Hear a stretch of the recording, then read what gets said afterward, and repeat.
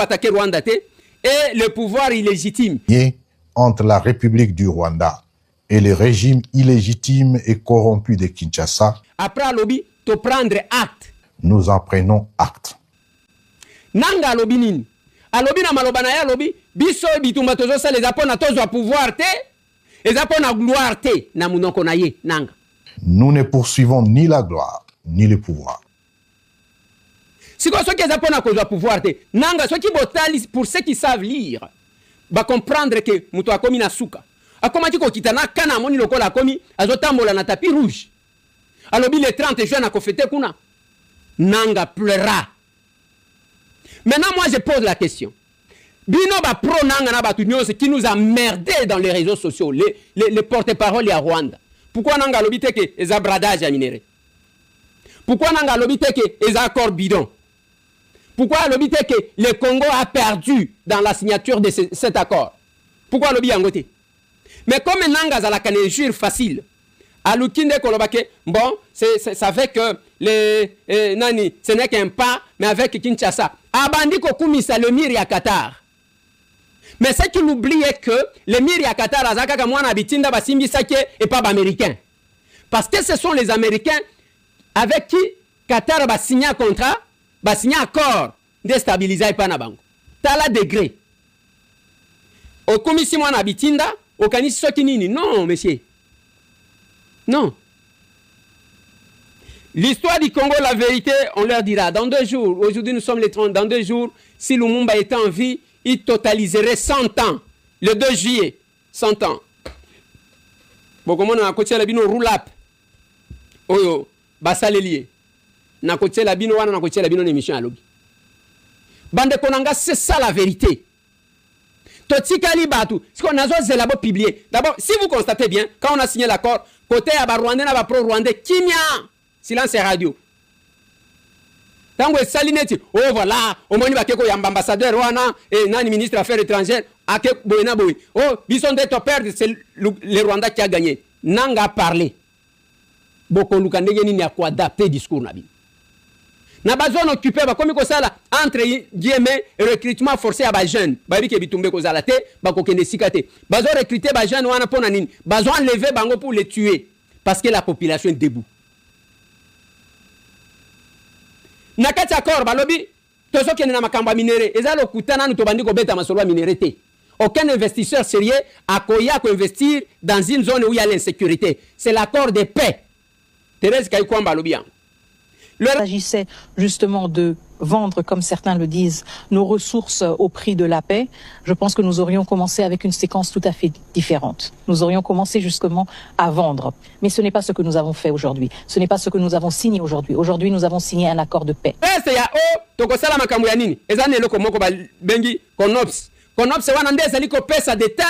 C'est dans ce cadre-là que tous les détails seront donnés.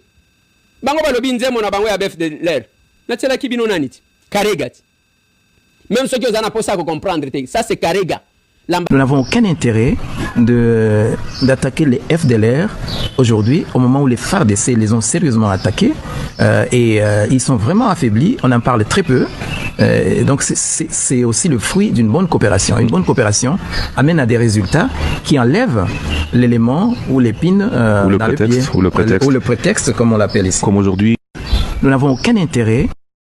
Merci na ba Congolais nyonso o bazali ko landa biso de partout na pesi bino mbote na pesi mbote na ba bazali ko landa libanda ya République démocratique du Congo et surtout ba bazali ko landa na kati ya Congo na pesi bino mbote na pesi mbote na ba bazali na États-Unis ba bazali na France ba bazali na Belgique ba bazali na Espagne partout na bazali ko pesi bino mbote et surtout ba ndeko bazola na awa na kati ya Afrique na pesi mbote na ba ndeko Angola ba ndeko ya Afrique du Sud, Zambie, Tanzanie, Rwanda, Ouganda, partout là, dans les sites de côté, vous allez venir à la République démocratique du Congo, la Bossanité, Bandegona, Grand Bandundu, Grand Kassai, Est de la République, puis Bandego, Bazana, Grand Katanga, Équateur, puis Congo central, Kinshasa, la Bossanité, Minoté, on a vu vraiment que vous allez venir, on va dire que c'est là.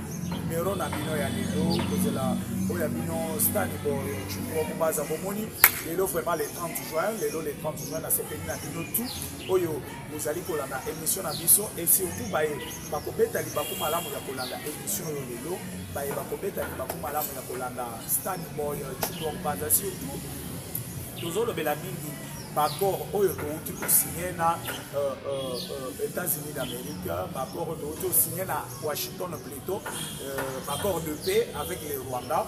Bisika nini oyo banguna ya République démocratique du Congo bazana kati ya koloba ke non bakor signé eza na faveur ya Rwanda, bakor signé eza boye bandeko.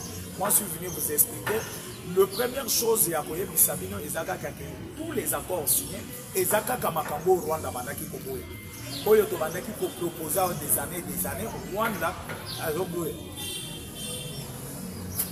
Mais aujourd'hui, c'est que moi je peux vous confirmer que le Rwanda vient d'accepter l'accord Oyo. Biso to yebaki bien que akoki kontumati. Et c'est ce qu'il vient de signer. C'est ce que le Rwanda vient de signer. Ce que vous avez battu, Rwanda la minute Oyo. Azali lokola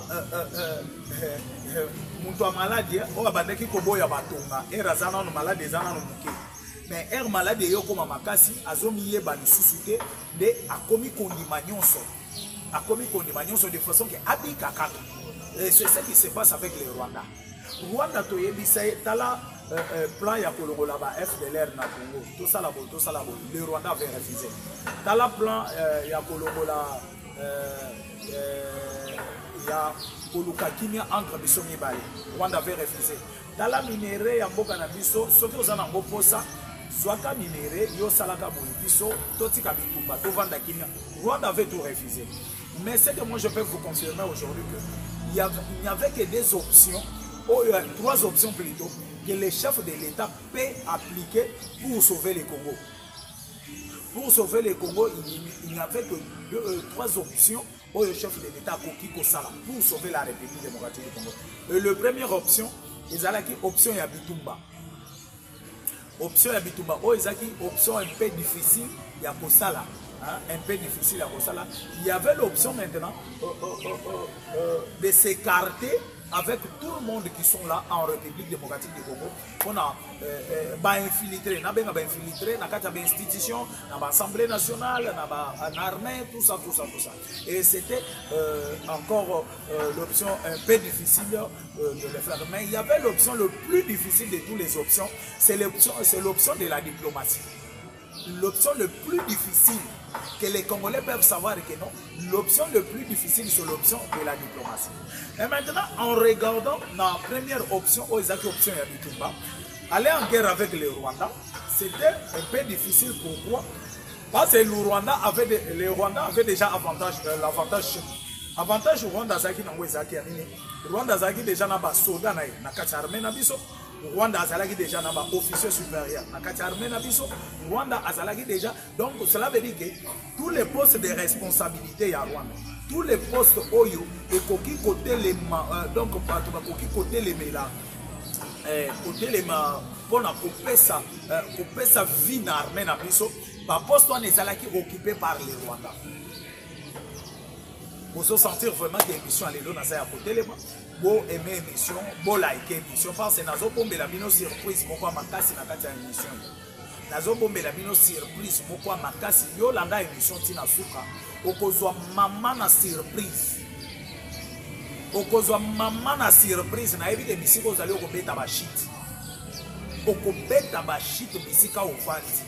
Okosepela okobeta ba shit nazo okobeta ba shit okobeta ba shit. Et les Rwandais maintenant ce qui tombent qui est là, comme les Congo, les Congo Nabiso, mais pas dirigé par les Congolais, le Congo Nabiso, mais dirigé par les Rwandais, et aller en guerre avec les Rwandais, et les gars qui ont déjà donc Bitumbe Bandina noté, Rwanda a déjà 40% d'avantage. Et ce qui tombe bien, nous avons que les 30% il y a qu'on s'est divisé. Et les 30% qui ont réussi à faire ce pilote ont 20%. Et les 40% qui étaient là. Pourquoi? Rwanda a déjà dans Rwanda avait déjà notre plan de guerre. Rwanda avait déjà notre plan de tout. Rwanda avait déjà l'idée sur notre armement. Parce que tous les officiers rwandais qui ont occupé le poste nyonso ya Malonga. Le poste nyonso ya Makasi. Et les choses maintenant à faire, c'est d'aller maintenant, pas tellement en guerre. Parce qu'on a essayé avec la guerre, on voyait comment on a trahi la République démocratique du Congo. Et vous avez vu dans ma front, que non, repli stratégique. Repli stratégique, quand on recule, c'est les Rwandais qui viennent s'occuper maintenant de l'endroit. Reprise stratégique, quand on replie, c'est les Rwandais qui viennent occuper place où on replie. Mais on est en train de replier. Quel jour que les Rwandais vont replier aussi? Et les Rwandais vont replier quel jour? Et si les Rwandais vont replier, tout le monde a bitumba depuis et pendant depuis Tozali. Rwanda tikala ko se replier. Rwanda tikala ko ça la replier à ta journée. Rwanda zalaki kaka likolo. Rwanda nde mutu ayaka bisika biso to repliaka poye aya ko récupérer. Et tout yaki kota la siko na option dans le bilan. L'option ici à guerre, les options et koki comme ma biso na solution mon pas malongati. Option ya bitumba et comme ma biso na solution mon pas bien. Et ça sera option moko ya passe. Otokoki ko réussir nango facilement. Et les chefs de l'État aye kotala. Na ebisaka bino tout le temps si Christian Tchoué wazaki chef d'état-major parce que les chefs de l'État atalaki d'abord na kokoma na ye na pouvoir. Comme Kabila na kolongwa na ye na pouvoir. A prometaki déjà na Union africaine de non, je ne vous dis pas au revoir, je vous dis à bientôt. Kabila maintenant na kozonga na ye tellement que aseli ami bimisi mais na kobima na ye kobima ya Kabila na pouvoir. Kabila siko alingi kola ki ça na face du monde que non a cédé pouvoir na facilité a tiki pouvoir na Félix na Kimia et de omoni Kabila donc Kabila ne parlait même pas. Kabila zalaki Kimia mais quelque chose flottait là et que les Congolais ne comprenaient pas. Et c'était quoi? Kabila s'est choisi au moins plus de 10 bataillons de militaires pour la sécurité na ye. Pour la sécurité à un individu, plus de 10 bataillons, il y a des gardes républicains. Là déjà, ils ont qui suspect beaucoup na kati. Suspect beaucoup ils ont en cas de manœuvre, Kabila maintenant a kobimana ba soldat na yana pour ba couvrir que Kabila rentre au pouvoir. Il va retourner maintenant au pouvoir avec beaucoup de donc à cela qui pouvoir qu'on a été vu pression au Yazouaki alors bien Natikanamo pour distraire le comité international à un certain moment comme son père, c'est son père qui dirigeait la République démocratique du Congo qui est Paul Kagame. Il savait qu'avec diplomatie il y a Paul Kagame, Kabila a besoin de la pouvoir. Kabila wana tozaka na première option on a eu y a guerre. Kabila a besoin de la pouvoir. Et ce qui te colle à besoin de la pouvoir, que tout le monde que bateau bazana pouvoir peut-être basa la résistance. Et comme nous avons l'armée, l'armée va nous faciliter maintenant la tâche. Il y a besoin de la pouvoir na biso facilement. Parce qu'il y avait plusieurs options. Il y a besoin de la Kabila na pouvoir. Kabila avait l'Assemblée nationale, Kabila avait le Sénat, Kabila avait le gouvernement, Kabila avait le ministère de la Défense, Kabila avait ceci, Kabila avait ceci, Kabila avait cela. Et dans tout ceci, Kabila Simbaki Bilokwana, il savait que non, à n'importe quel moment, n'a koki kozonga la pouvoir. À n'importe quel moment, n'a koki koya kozonga lisusu na kati ya pouvoir oyo nazali causer la kozonga. Et c'est comme ça que Kabila va faire un effort. Il y a Kolukalo Legekani. Il y a Kozonga pouvoir. Et Rayo, comme on a dit, tout est bouleversé. Va changer le Sénat, va changer l'Assemblée nationale. La majorité qui pensait peut-être qu'il y a Kozala Rangamonaye, à surtout qu'il y a Nangambouye, a changé et Tikalibom. Et les chefs de l'État, ils ont l'institution, ils ont inondé dans le Rwanda, dans l'antenne de Kabila. Qu'est-ce que je peux faire? Ce qui n'a pas dit, au moins, Abina a bêté le comme non, je vais déboulonner le système. Il y a des dictateurs, Oyo Bachaki Nagacha Congo. Au moins, il va toka bila babini. Oh non, à Koki Koloba Bogote, à Lobi Bongo Ponani, à Salibo. Il a vite compris que non. Deuxième option, il y a pour Banda Bitumbana, dans quatre institutions. Ça va me sembler un peu difficile pour résoudre. Et maintenant, l'option qui me reste maintenant d'attaquer, c'est l'option diplomatique. L'option le plus difficile de toutes les trois options. Le plus difficile. Et il a commencé par là. Il a commencé à faire des voyages. D'ailleurs, le chef de l'État lui-même nous dit que non, à Bandi Kokutana d'abord on a pays voisin, Braza, Bangola, Banani. À mon volonté à chaque pays vis-à-vis à RDC. C'est comme ça que nous avons récupéré Burundi. C'est comme ça que nous avons récupéré un peu l'Angola. Et le reste des pays sur les 9. Et donc si on récupère Burundi seulement, un peu l'Angola, donc cela veut dire qu'il nous reste encore 7 pays qu'on n'a pas les contrôles. On n'a pas les contrôles. Donc, faveur toujours Yakabila. Tolongouana. Il a commencé maintenant à côtoyer les comités internationaux, petit à petit. Voir ceux qui sont à gauche, voir ceux qui sont à droite, chercher comment déboulonner, chercher comment ouvrir des portes et toquer des portes partout, entrer ici, sortir là-bas.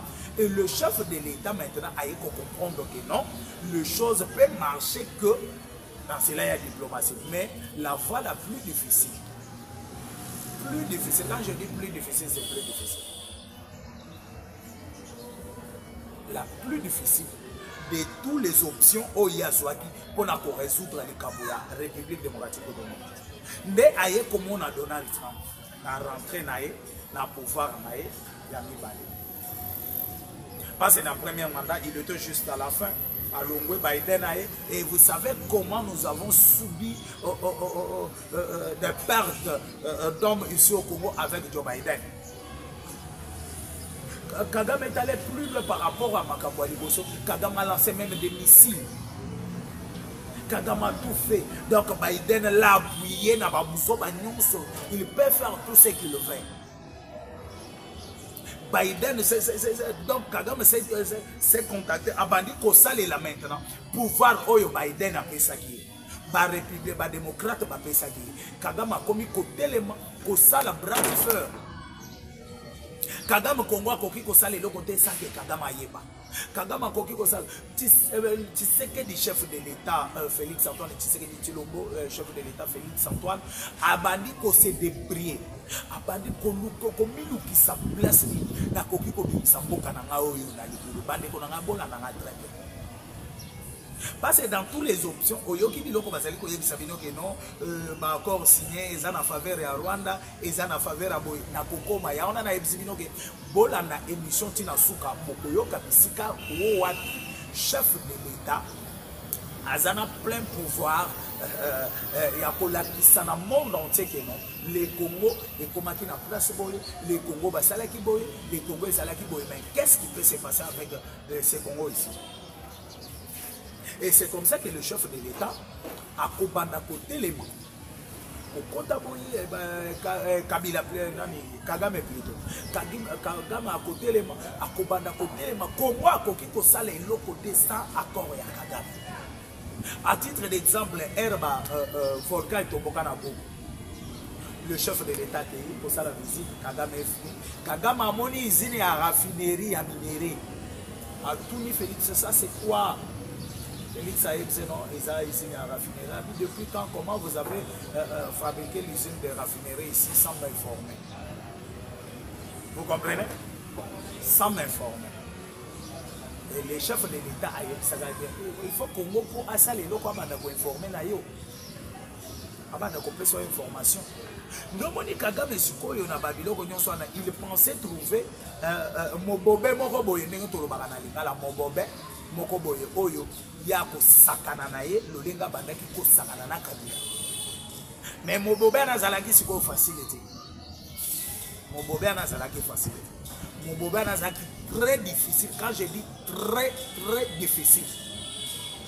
Et Mobobe Nazalaki dit bien que aye ko vendre ça y a chelie manyoko na mai pe noko a comprendre bien que makambo eza facile ndomoni akei na ye Félix Antoine Tshisekedi Tshilombo akei na ye a pointé contre lui wana na zaka na première na deuxième l'option le plus difficile qui est la deuxième option le plus difficile. Pourquoi j'appelle ça le plus difficile?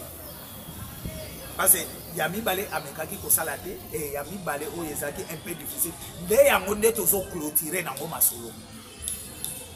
Mais si Koyo R Donald Trump a été pour la deuxième fois, comme Donald Trump a été en mission, et ça est là pour promettre qu'il n'a pas de campagne. Une fois je suis élu le président, il faut Nassini Sabitumba. Où est à l'est de la République. Et vous le savez tous, nos frères de l'est de la République est belé. Il y a Goma, Bukavu, ceux qui accueillis à l'étranger, aux États-Unis d'Amérique, à Londres, dans les pays anglophones. Et ces gens-là ont voté pour Donald Trump dans les Blagdi. Et d'ailleurs, il y a un sali effort que Donald Trump, parce que comment déjà la nationalité américaine. Basali Donald Trump a mis la deuxième mandat. Pourquoi déjà promesse à Donald Trump une fois que je suis élu président, il faut que les choses changent au Congo. Il faut que la guerre de l'Est de la République, si la 100 premiers jours n'a pas. Et déjà, les Congolais, tout, même des années, juste le courage à couper ça appuie les sous sur Donald Trump. Et Donald Trump a allé à mon qui premier président m'a félicité, c'était Félix Antoine Tshisekedi. A félicité Donald Trump à l'équipe, a dit qu'on va les sabaka. Malembe. A-t-il dit expert, mais c'est Dr Bolos, Ayawa. Docteur Bolos à Tamboli, à Keiboye, à comprendre la réalité, il y a Makambo et Zana Katsapoleka. De Bolos a été kozonga kolakisa Donald Trump. Donald Trump a un rapport mapi na bureau na ye. Oyo déjà Congo a déposé. Bon, mon aki docteur Mukwege soka telemi pour un rapport mapi. Kagame a engagé même bato ko ba boma Mukwege. Kagame a engagé bato ba boma docteur. Et le docteur maintenant a bandi ko sala effort. Il y a qu'à dénoncer. Bamabe au moni Charles Onana. Era abinia wokona Holocauste au Congo. Au moni comment Kagame akeina Charles Onana en guerre. Au moni comment Kagame akeina Charles Onana en guerre.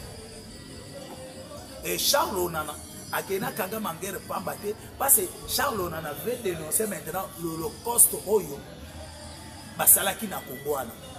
Ndenge Charles Onana zali ko dénoncer ngo ezali pona Kagame ezali lokola okei ko simba les parties les plus difficiles ya vie na ye no mona ki yena Charles Onana ba kene na ba justice ba kei boy mais comme ba congolais baza déjà averti ba congolais ba telema na France ba congolais ba telema na Belgique ba muta bipai pona kokote la Charles Onana koyebisa na France que non c'est que tu es en train de faire et ko simba te oyo za na kati ya kosala ekosimba te parce que soki ozoyeba te na makambo oyo ozosala la République démocratique du Congo tokotikala kondima te Charles Onana kanga toye kokoma maintenant na moment ya keno tokende bangola tokende banini tobanda na bo na Kenya toke Angola président Togo bache na masolo tokende na Doha et tout ce monde là. Il est arrivé maintenant le moment il y a États-Unis à l'Obi ça va bobeti le lengue simité venez maintenant chez moi. Là Kagame a pris fuite. Kabila à prendre fuite. Kabila ce qu'il est en train de faire oh il y a bandaki ko sala na Bokavana et zala qui pona koluka kimiati. Consultation Kabila za na kati ya kosala pour convaincre le chef coutumier Kabila atikala des présidents il y a deux provinces wana Nord Kivu na Sud Kivu. Et avant-hier na yebisibino lolenga kaka jour oyo tozo signé bakor le Rwanda a kotisi ba char de combat et wana ekozala dossier na bisote le monde entier ba moniamo selon l'information il paraîtra que Rwanda a kotisi ba char de combat. Le Rwanda zolinga a récupéré une troisième province comme Kabila sa solola qui déjà na ba chef coutumier rwandais oyo babandaki kochela biso et boyebi bien que na kati ya mboko oyo ezana ministre moko depuis akoma ministre yazalaka kaka azalaki kaka na ministère mokwana mpona kochanger ba chef coutumier kolongola des chefs coutumier congolais kozongisa ba chef coutumier rwandais na kati ya masolo kozongisa ba chef coutumier rwandais na kati ya masolo. Et vous comprenez maintenant que le Rwanda azalaki na volonté vraiment, azana volonté pe ya kotika bitumba l'est de la République. Mais na zo yebisa bino ke ya wana eloko moko ezali na kati ya émission eko sepelisa o kobeta ba chine place aux alliés. Nde Rwanda sikoyo Kabila consultation azana kati ya kosala. Azarias Robert azaka ministère ya comment on appelle affaire comment on dit décentralisation. Elle a eu décentralisation, c'était pas pour nous. Azalaki à la base ya babuzo ba ebele salama na nord Kivu na Sud Kivu. Comme bazalaki na mission, comme bazalaki na plan. Il a fait un effort. Il y a pas récupéré décentralisation, basala boye. Donc ministre Mobimbe banake ata basale remaniement, il y a sala kaka na ministère on a ko bouger. Donc Kagame salaki na ba pion na ya place qui déjà na boka na biso. Et ces pions là yo koki ko toucher bangote. Et ba pion na ya na yo koki ko bouger bangote, soka za chef d'état-major chargé à boye. Il faut azala kaka place azala kwana. Parce que azana mission ba pesi asala. Et quand tu vas terminer mission na ewana, de beaucoup de bola place. Mais tant que mission na est même à 30 ans à cause de la kaka wana. Nous avons des généraux na kati mboko bala musesa. Ayebi makambo yo. Ba généraux, ye azalaki on a chef d'état-major na azala na moi dire. Il y avait des gens qui dirigeaient place à bala musesa. Bala musesa azalaki chef d'état-major kaka ya munoko. Mais na exécution maintenant il y a ordre, il y a mini armée. Et Salaki Moutonsusu, son directeur de cabinet, qui était rwandais. Bala musesa c'est bien que Salaki na marambouebele babadaki pour imposer. Faites ça. Mais à zo paraître dans la mise soit battu, comme si c'est devenu le chef d'état-major. Et Salaki Bomoti. Toye kokende musika po tokende na soka ya émission na biso nde toye kokende les États-Unis ndenge tokendaki boye États-Unis d'Amérique tokende na États-Unis d'Amérique kokoma tokomi na États-Unis nous avons commencé maintenant à travailler les accords que vous avez qu'on vient de signer. Les États-Unis ont eu d'experts soit en place. Les États-Unis ont eu Bato Maele en place. Ils ont travaillé d'accord entre le Rwanda et la République démocratique du Congo. On a commencé à travailler jusqu'au bout. Tu sais comment on a arrivé à signer préaccord, tu signes. Kagame a aussi maladie. Kagame a aussi liwa, ce qui a profité na évité. Ou bien a profité de éviter. Kagame est parti. Kagame a son et Kagame a zobela. Cela ce n'est pas mon problème pour aujourd'hui.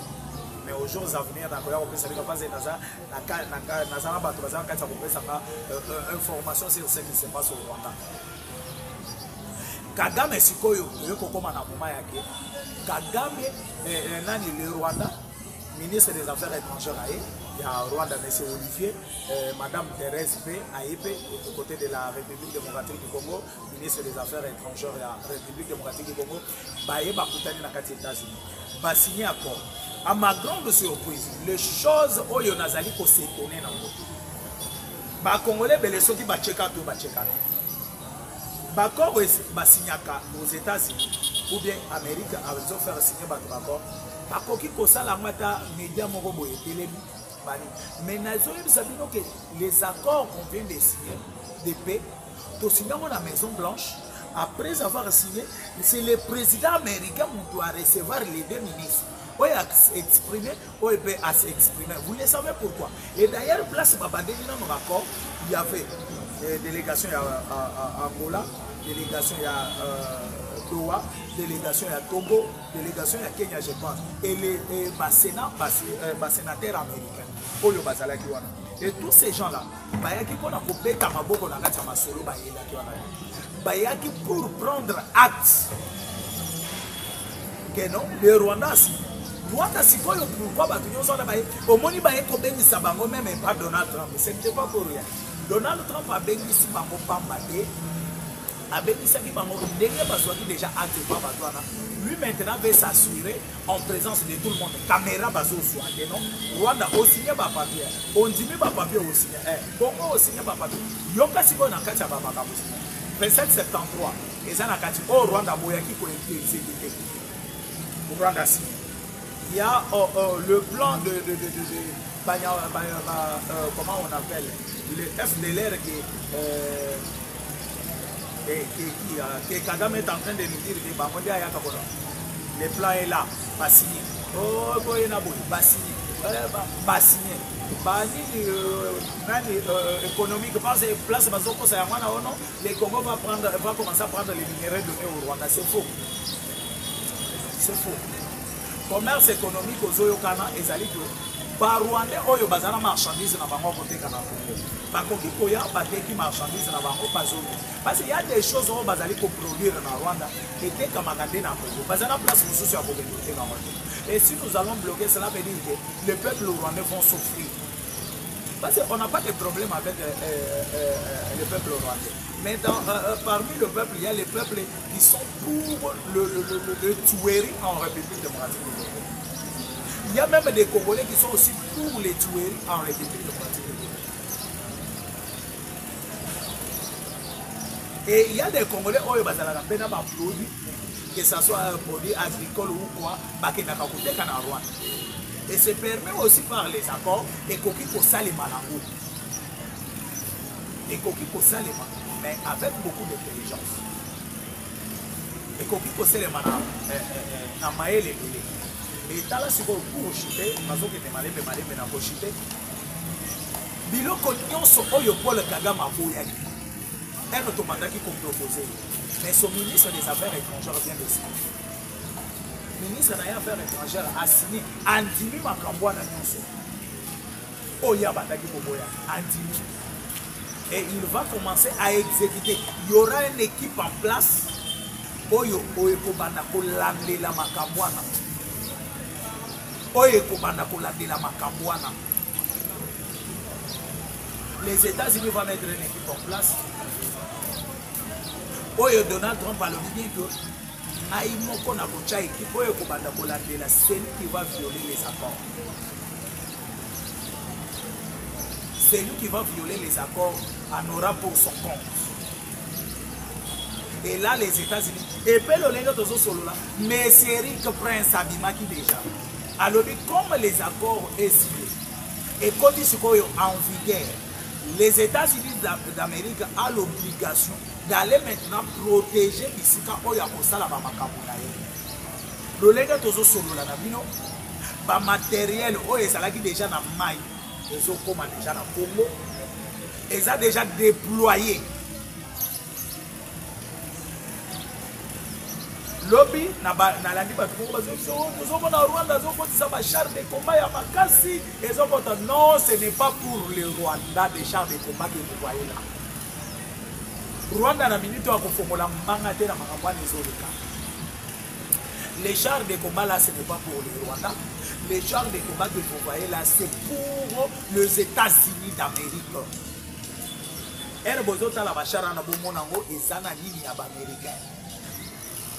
Les États-Unis ont déployé déjà des chars à l'est de la République. À côté de ces gens, ils ont les capés dans Rwanda et ils ont côté dans Burundi pays l'équipe. Parce que c'est les États-Unis. C'est les États-Unis qui ont côté. Rwanda amekana muyi, amekana tongo, amekana mutu, bokoyoka soro na ye.